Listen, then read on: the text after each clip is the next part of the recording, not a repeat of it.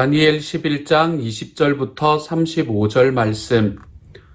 그 왕위를 이을 자가 압제자를 그 나라의 아름다운 곳으로 두루 다니게 할 것이나 그는 분노함이나 싸움이 없이 몇 날이 못되어 망할 것이요.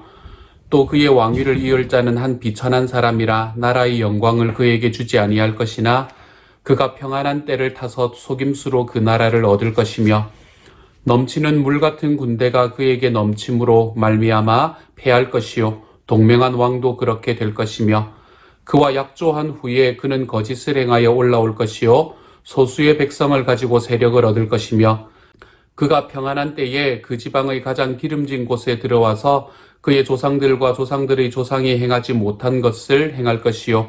그는 노략하고 탈취한 재물을 우리에게 흩어주며 계략을 세워 얼마 동안 산성들을 칠 것인데 때가 이르기까지 그리하리라. 그가 그의 힘을 떨치며 용기를 다하여 큰 군대를 거느리고 남방왕을 칠 것이요. 남방왕도 심히 크고 강한 군대를 거느리고 맞아 싸울 것이나 능히 당하지 못하리니 이는 그들이 계략을 세워 그를 침이니라.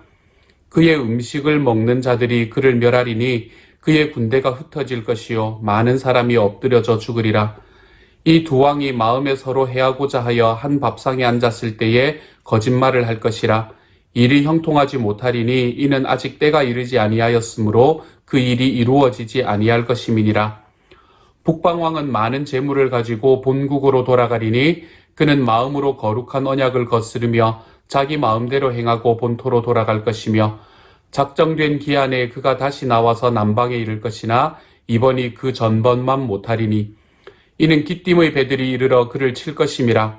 그가 낙심하고 돌아가면서 맺은 거룩한 언약에 분노하였고 자기 땅에 돌아가서는 맺은 거룩한 언약을 배반하는 자들을 살필 것이며 군대는 그의 편에 서서 성소 곧 견고한 곳을 더럽히며 매일 드리는 제사를 폐하며 멸망하게 하는 가증한 것을 세울 것이며 그가 또 언약을 배반하고 악행하는 자를 속임수로 타락시킬 것이나 오직 자기의 하나님을 아는 백성은 강하여 용맹을 떨치리라. 백성 중에 지혜로운 자들이 많은 사람을 가르칠 것이나 그들이 칼날과 불꽃과 사로잡힘과 약탈을 당하여 여러 날 동안 몰락하리라. 그들이 몰락할 때에 도움을 조금 얻을 것이나 많은 사람들이 속임수로 그들과 결합할 것이며 또 그들 중 지혜로운 자 몇 사람이 몰락하여 무리 중에서 연단을 받아 정결하게 되며 희게 되어 마지막 때까지 이르게 하리니 이는 아직 정한 기한이 남았음이라. 아멘. 북방왕과 남방왕이 계속해서 전쟁을 하는 이야기를 우리들에게 전해주고 있습니다. 북방왕이라는 것은 누구를 말한다 이야기했나 하면 셀류시드 왕조를 이야기하는 그리고 그 나라의 왕을 이야기하는 것이고 남방왕이라는 것은 당시에 이집트 쪽을 다스리던 프톨레미 왕조를 이야기하는 것이다 라고 말씀을 드렸습니다. 그렇기 때문에 지금 여기에서 나오는 이 다니엘의 예언에서 이야기하는 것은 그때 당시 셀류시드 왕조와 프톨레미 왕조의 전투를 통해서 우리에게 이루어진 것을 볼 수 있게 되는 거지요. 오늘의 말씀에서는 또 한 사람이 등장을 합니다. 그 사람은 누구인가 하면 21절에서 또 그의 왕위를 이을 자는 한 비천한 사람이라 이렇게 말합니다. 여기서 그 왕위를 이을 자는이라고 이야기하는 것은 어느 나라의 왕위를 잇는 건가 하면 북쪽 땅의 왕위를 잇는 사람입니다. 북쪽 왕, 다시 이야기해서 셀류시드 왕조의 왕위를 이을 사람을 이야기하는 것이지요. 그 사람은 한 비천한 사람이다 라고 이야기를 하는데요. 여기서 말하는 한 비천한 사람이 누구를 이야기하나 하면 앞에서 나왔던 그 작은 뿔을 이야기를 하던 그 안티오쿠스 에피파네스 4세를 이야기를 하고 있습니다. 그 사람은 사실은 나라의 왕이 될 수 있을 만한 자격을 가진 사람이 아니었거든요. 나라의 왕이 될 수 있는 자격을 가진 사람이 아니었는데 속임수로 자기 주변에 있는 사람들을 이렇게 모아서 그 나라의 쿠데타 같은 것을 일으켜서 나라의 왕으로 올라가게 되는 정확한 쿠데타는 아니지만 어쨌든 그러한 사람으로 일어나게 되거든요. 그래서 안티오쿠스 에피파네스 4세라는 사람이 이 셀류시드 왕조의 왕위에 올라갈 때에 우리는 다니엘에게 주신 하나님의 이 말씀이 성취되는 것을 볼 수 있게 됩니다. 한 비천한 사람, 그 안티오쿠스 에피파네스 4세가 왕이 될 것인데 그때에 그는 나라의 영광을 그에게 주지 아니할 것이나 그가 평안한 때를 타서 속임수로 그 나라를 얻을 것이다. 실제로 속임수로 그 나라를 얻게 됩니다. 후에 그렇게 이야기하는 한 사람이 등장을 합니다. 그리고는 이 사람은 굉장히 정치적으로는 뛰어난 사람이었습니다. 정치적인 모략이 굉장한 사람이었고요. 그렇게 정치적인 모략으로 인해서 남방왕과의 전쟁에서 연신 승리를 합니다. 자기의 힘이 조금 약할 때에는 남방왕과 화친을 맺는 그러한 포즈를 취함으로 인해서 그 사람의 마음을 좀 풀어놓고 그리고는 뒤통수를 치고 하는 이런 일들이 계속해서 일어나는 것을 우리는 역사를 통해서 볼 수 있게 됩니다. 그것을 오늘의 말씀에서는 먼저 예언을 하고 있는 것이지요. 그때 당시에 일어날 일들이 이런 일들이 될 것이다 라고 예언을 하고 있는 것이지요. 그 예언의 말씀 속에서 우리는 어떻게 북방왕과 남방왕이 싸우게 될 것인가 라는 것을 굉장히 자세하게 이야기를 듣게 됩니다. 그들이 어디에서 어떻게 싸우고 그 싸움의 결과는 어떻게 될 것이고 그리고 난 다음에 그 이후에는 또 어떻게 이들이 화친을 맺게 될 것이고 또 평화조약을 맺게 될 것이고 예를 들면 27절의 말씀이 그런 이야기거든요. 27절은 이에 두 왕이 마음에 서로 해하고자 하여 한 밥상에 앉았을 때에 거짓말을 할 것이라 이렇게 말합니다. 이거는 뭔가 하면 북방왕과 남방왕이 다시 이야기해서 이 셀류시드 왕조의 왕과 이 프톨레미 왕조의 왕이 이제 화친을 맺자라고 이야기하면서 한 밥상에 앉은 거예요. 다시 이야기하면 화친 조약을 이제 맺으려고 한 거예요. 그 조약을 맺으려고 하는데 두 사람 다 딴 마음을 품고 있었던 것이죠. 그렇게 두 사람 다 딴 마음을 품고 있었기 때문에 일이 형통하지 못하리니 화친을 맺지 못하게 되는 상황을 이야기하고 있는 거지요. 그렇죠? 그래서 때가 이르지 아니하였으므로 다시 말해서 하나님께서 지금 이것을 통해서 행하고자 하는 주님의 구속의 역사가 이루어지지 않았으므로 그 일이 이루어지지 아니할 것이다. 이 화친이 아직까지는 이루어지지 않을 것이다. 이런 이야기들을 합니다. 진짜 이런 일들은 나중에 역사 속에서 굉장히 구체적으로 이루어지는 것을 우리는 역사를 통해서 볼 수 있게 됩니다. 이 일들은 정말로 구체적으로 이루어집니다. 이 내용들이 어떻게 구체적으로 이루어졌는가라는 것을 하나하나 따지게 되면 이것은 굉장히 긴 어떤 이 강의의 형태가 될 것 같아서요. 오늘 이야기를 다 드리지는 않겠지만 하여간 이 안티오코스 에피파네스 4세가 살아가던 그 시대에 이 다니엘이 이야기했던 이 예언들이 얼마나 정확하게 이루어지는가라는 것을 보면 놀랄 만큼 정확하다는 것을 알 수 있게 됩니다. 그렇게 이루어지는 것을 오늘의 말씀에서는 먼저 예언하고 있는 것이죠. 근데 이 말씀이 이야기하는 가장 핵심은 무엇인가? 이 안티오코스 에피파네스 4세라는 사람에게 관심을 가지는 이유가 뭔가 하면 앞에서도 말씀드렸듯이 이 사람이 유다로 쳐들어와서 그때 당시에 유다 지역으로 쳐들어와서 이 유대 지역 전체에서 드리던 제사를 금지하고 그리고 하나님의 성소를 더럽히는 일을 했기 때문에 이 사람이 굉장히 중요한 위치에 나타나 있다는 것입니다. 그래서 오늘의 말씀에도 그것을 무엇이라고 이야기하나 하면 31절의 말씀에서 이렇게 이야기합니다. 군대는 그의 편에 서서 성소 곧 견고한 곳을 더럽히며 매일 드리는 제사를 폐하며 멸망하게 하는 가증한 것을 세울 것이며 라고 이야기합니다. 여기서 말하는 군대라는 것은 너무나 당연하게 그 셀류시드 왕조의 군대를 이야기하는 거겠지요. 그렇죠? 그 나라의 군대가 그의 편에 이 안티오코스 에피파네스 4세의 편에 서서 성소 곧 견고한 곳을 더럽히며 여기서 성소라는 것은 하나님의 성전을 이야기를 하는 겁니다.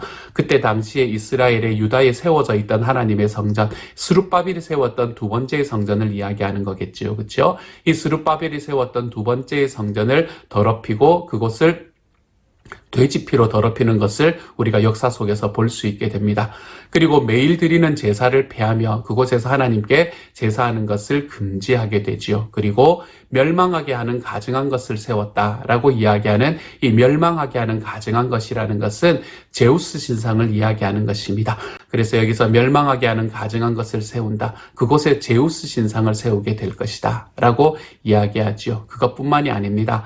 32절에서는 그가 또 언약을 배반하고 악행하는 자를 속임수로 타락시킬 것이나 이 백성들 중에서 하나님 안에서 쫓아가기를 그렇게 원하지 않던 사람들을 그는 계속해서 타락시킨다는 거예요.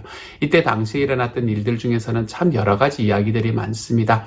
그때 당시에 유다 전체를 이끌고 가던 가장 최고의 지도자는 대제사장이었거든요. 이 대제사장이라는 직위는 백성들이 뽑는 것도 아니고 하나님 앞에서 임명을 받는 것도 아니고 이때 당시에는 이 셀류시드라는 왕조에 가서 그곳에 있는 가장 최고의 지도자, 여기에서는 왕이 되겠죠. 그렇죠? 그 사람에게 누가 더 많은 돈을 갖다 주었는가 이것에 따라서 대제사장의 직위를 사고 팔고 할 수 있는 그런 시대였습니다. 그러한 일들이 32절에서 나타나는 이야기를 말하고 있는 거예요. 그가 또 언약을 배반하고 악행하는 자를 속임수로 타락시킨다. 백성들 전체 속에서 하나님의 말씀을 듣는 것보다는 자기의 이익을 추구하는 사람들을 타락시켜 갈 것이다. 그렇지만 오직 자기의 하나님을 아는 백성은 강하여 용맹을 떨치리라. 이렇게 하는 약속이 여기에서 주어지게 됩니다. 그리고는 33절에서 백성 중에 지혜로운 자들이, 여기서 지혜로운 자라는 이야기가 등장을 합니다. 이 말씀은 12장에 다시 한번 등장을 하니까 여러분이 기억해 두시면 좋아요. 지혜로운 자들이 많은 사람을 가르칠 것이나 그들이 칼날과 불꽃과 사로잡힘과 약탈을 당하여 여러 날 동안 몰락하리라. 여기서 지혜로운 자들이라는 것은 이제 이 안티오코스 에피파네스 4세라는 사람이 이제 그곳을 쳐들어와서 성소를 막 더럽히니까 대부분의 사람들은 그것에 순응하겠지요. 그렇죠? 그런데 그렇게 순응하는 자와 다르게 하나님의 말씀 때문에 이것에 반대하며 반항하며 서는 사람들이 있을 것이다. 그리고 하나님의 계명과 하나님의 율법을 더 분명히 지켜야 된다고 확신하며 걸어가는 사람들이 있게 될 것이다. 그 사람들이 바로 여기서 말하는 백성 중에 지혜로운 자들이라는 사람들입니다. 후의 역사에서는 어떤 사람들이 이 이야기를 성취하나 하면 소위 말하는 핫시딤이라는 사람이 그때 일어납니다. 열성당원이라는 이야기인데요. 이 핫시딤이라는 사람들이 일어나서 이 안티오코스 에피파네스 4세와 끊임없이 싸웁니다. 그렇게 싸워가는 사람들의 중심에 있었던 사람이 이제 마카비라는 사람이었고요. 그래서 우리는 그것을 마카비 혁명이라고 나중에 부르기도 합니다. 그런 일들이 일어나는 것을 오늘 말씀에서는 예언하고 있는 것이죠. 그런데 이들이 처음에는 성공하나 하면 성공하지 못한다는 거예요. 계속해서 여러 날 동안 몰락할 거다. 34절에서도 그들이 몰락할 때에 도움을 조금 얻을 것이나 많은 사람들이 속임수로 그들과 결합할 거다. 이렇게 이야기하는 것으로 보아서 그들이 처음에는 그렇게 성공하는 것처럼 보이지 못할 것이다 라는 것을 예언하고 있는 것이죠. 그리고 35절에서도 또 그들 중 지혜로운 자 몇 사람이 몰락하여 무리 중에서 연단을 받아 정결하게 되며 희게 되어 마지막 때까지 이르게 하리니 이는 아직 정한 기한이 남았음이라 라고 이야기를 합니다. 여기서 마지막 때라는 것은 두 가지의 의미, 중의적인 의미를 가지고 있는 겁니다.